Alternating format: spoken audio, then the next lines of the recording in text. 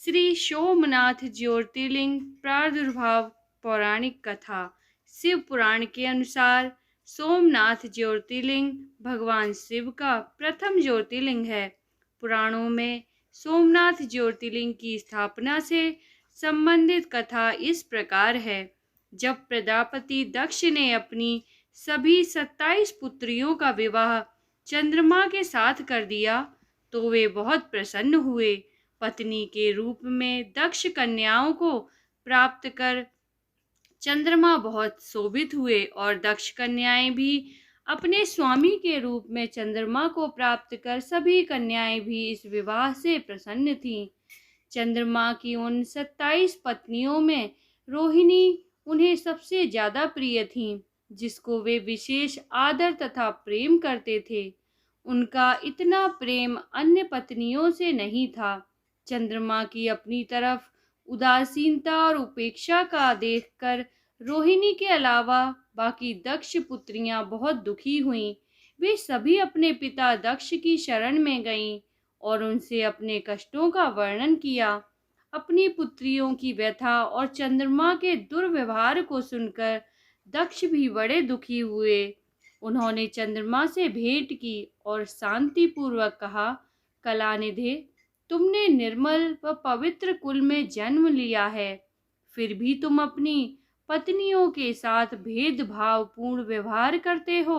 तुम्हारे आश्रय में रहने वाली जितनी भी स्त्रियां हैं, उनके प्रति तुम्हारे मन में प्रेम कम और अधिक ऐसा सौतेला व्यवहार क्यों है?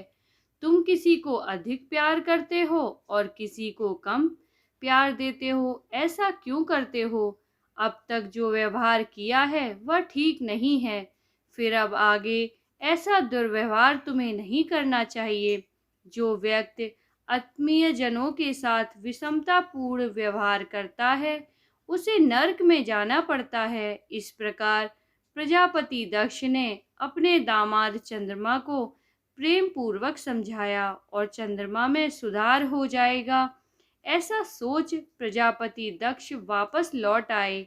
इतना समझने पर भी चंद्रमा ने अपने ससुर प्रजापति दक्ष की बात नहीं मानी। रोहिणी के प्रति अतिशय आसक्ति के कारण उन्होंने अपने कर्तव्य की अवहेलना की तथा अपनी अन्य पत्नियों का कुछ भी ख्याल नहीं रखा और उन सभी से उदासीन रहे। दोबारा समाचार प्राप्त कर प्रजापति दक्ष बड़े दुखी हुए।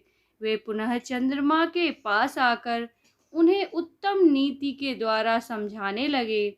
दक्ष ने चंद्रमा से न्यायोचित बर्ताव करने की प्रार्थना की।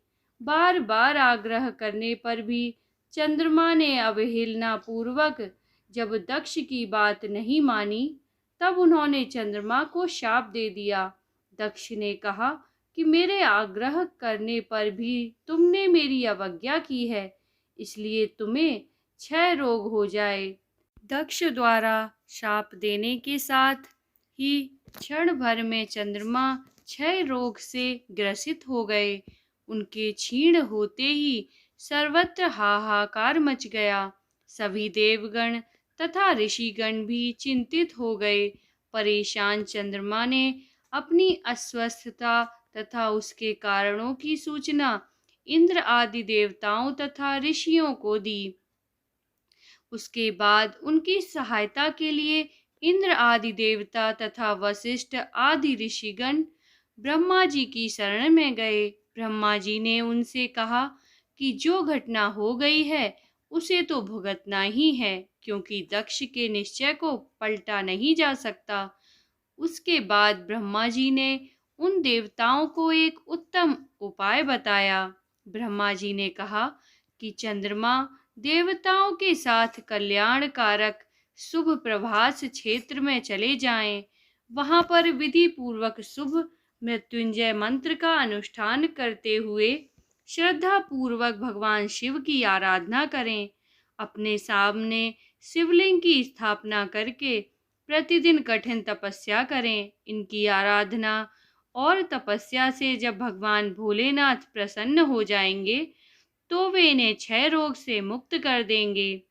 पितामह ब्रह्मा जी की आज्ञा को स्वीकार कर देवताओं और ऋषियों के संरक्षण में चंद्रमा देवमंडल सहित प्रभास क्षेत्र में पहुंच गए। वहां चंद्रदेव ने मृत्युंजय भगवान की अर्चना, वंदना और अनुष्ठान प्रारंभ किया। वे मृत्युंजय मंत्र का जप तथा भगवान शिव की उपासना में तल्लीन हो गए। ब्रह्मा की आज्ञा के अनुसार चंद्रमा ने 6 महीने तक निरंतर तपस्या की और वृषभ ध्वज का पूजन किया। 10 करोड़ मृत्युंजय मंत्र का जप तथा ध्यान करते हुए चंद्रमा स्थिर चित्त से वहां निरंतर खड़े रहे। उनकी तपस्या से भक्त वत्सल भगवान शंकर प्रसन्न हो गए। उन्होंने चंद्रमा से कहा, चंद्रदेव, तुम्हारा कल्याण हो। तुम जिसके लिए यह कठोर तप कर रहे हो, उस अपनी अभिलाषा को बताओ। मैं तुम्हारी इच्छा के अनुसार तुम्हें उत्तम वर प्रदान करूंगा। चंद्रमा ने प्रार्थना करते हुए विनय पूर्वक कहा, देवेश्वर, आप मेरे सब अपराधों को क्षमा करें और मेरे शरीर के इस क्षय रोग को दूर कर दें। भगवान शिव ने तपस्या से प्रसन्न होकर चंद्रदेव से वर मांगने के लिए कहा। इस पर चंद्रदेव ने वर मांगा कि हे भगवान, आप मुझे इस श्राप से मुक्त कर दीजिए और मेरे सारे अपराध क्षमा कर दीजिए। इस श्राप को पूरी से समाप्त करना भगवान शिव के लिए भी असंभव नहीं था, अतः मध्य का मार्ग निकाला गया। चंद्रदेव, तुम्हारी कला प्रतिदिन एक पक्ष में क्षीण हुआ करेगी, जबकि दूसरे पक्ष में प्रतिदिन वह निरंतर बढ़ती रहेगी। इस प्रकार तुम स्वस्थ और लोक सम्मान के योग्य हो जाओगे। भगवान शिव की कृपा रूपी प्रसाद प्राप्त कर चंद्रदेव बहुत प्रसन्न हुए। उन्होंने भक्ति भाव पूर्वक शंकर की स्तुति की। ऐसी स्थिति में निराकार शिव उनकी दृढ़ भक्ति को देखकर साकार लिंग रूप में प्रकट हुए और संसार में सोमनाथ ज्योतिर्लिंग के नाम से प्रसिद्ध हुए।